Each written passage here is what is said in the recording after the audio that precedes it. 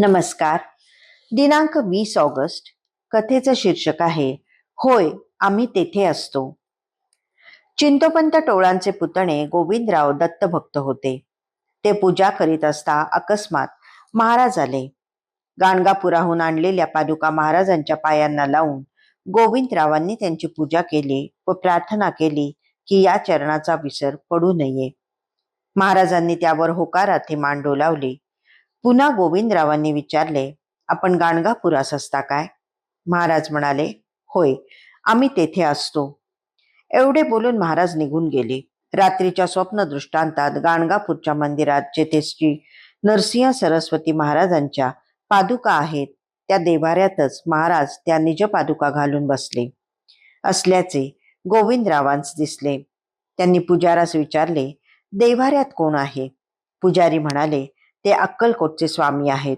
आपल्याकडे माणसागणिक देव आणि देवागणिक पंथ संप्रदाय निर्माण झाले. प्रत्येकाच्या स्वभावानुसार त्याला मानवेल असे देवाचे स्वरूप निर्माण होण्यामागे विशिष्ट हेतू होता. साधकाचे चित्त लवकर एकाग्र व्हावे, त्या स्वरूपाशी त्याने तदाकार व्हावे, साधनेत प्रेम गोडी निर्माण व्हावी आणि साधकाची बाहेरच्या मायावी जगाची ओढ कमी व्हावी हा त्यामागचा उद्देश होता.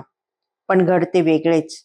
माझाच देव आणि माझाच पंथ खरा व इतर खोटे, कनिष्ठ दर्जाचे असा विचित्र अभिनिवेश येऊन पंथोपंथात तेढच वाढते.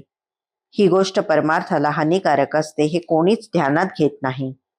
स्वस्वरूपाकडे करावयाची वाटचाल सोपी व्हावी एवढ्यासाठीच सगुणाची निर्मिती असली तरी अखेर सर्वांचे गंतव्य ठिकाण एकच असते याचे भान इतरांना नसले तरी अवतारी पुरुष संत महात्मे यांना असल्याने ते आपापसात कधीच भेदभाव करत नाहीत. ते एकमेकांबद्दल आदरभाव ठेवतात. इतकेच नव्हे तर ते एकमेकांमधील अभिन्नताच ठासून सांगताना आढळतात.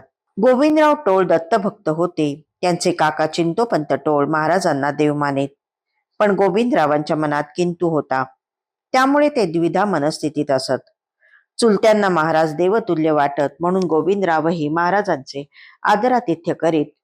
पण हे महाराज खरेच दत्तावतार असू शकतील काय याचा किंतु त्यांच्या मनात सदैव आहे.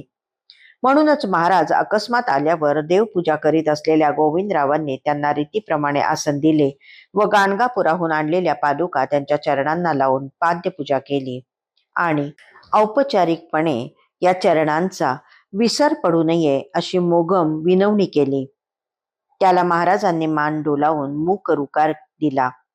तरीही गोविंदरावांच्या मनातली मळमळ गेली नाहीच. आपण गाणगापुरास असता काय अशी पृच्छा त्यांनी केली. महाराजांनीही त्यावर हो तेथेच असतो असे मोघम उत्तर दिले व ते निघून गेले. मात्र गोविंदरावांच्या मनातला नेमका सल त्यांना कळला. तो नाहीसा होऊन त्यांचे मन निशंक व्हावे यासाठी त्या रात्रीच त्यांनी गोविंदरावांना स्वप्न दृष्टांत दिला. त्यात गाणगापूरच्या मंदिरात महाराज निज पादुका घालून बसलेले पाहून गोविंदरावांना नवल वाटले. त्यांनी पुजाऱ्यास हे कोण असे विचारता पुजारी म्हणाले, हे अक्कलकोटचे स्वामी महाराज आहेत. ते ऐकून नरसिंह स्वामी दत्त महाराज आणि श्री स्वामी महाराज हे दोघेही एकच आहेत याची खात्री पटून गोविंदराव निशंक झाले. खरे तर महाराजांच्या चरित्रात हा एकच प्रसंग नाही, असे अनेक वार त्यांनी अनेकांना आपले सर्व देवांशी असलेले अभिन्नत्व दाखवले आहे. तरीही द्वैत पाहण्याची सवय लोकांची जात नाही. हे किती विचित्र आहे नाही? धन्यवाद.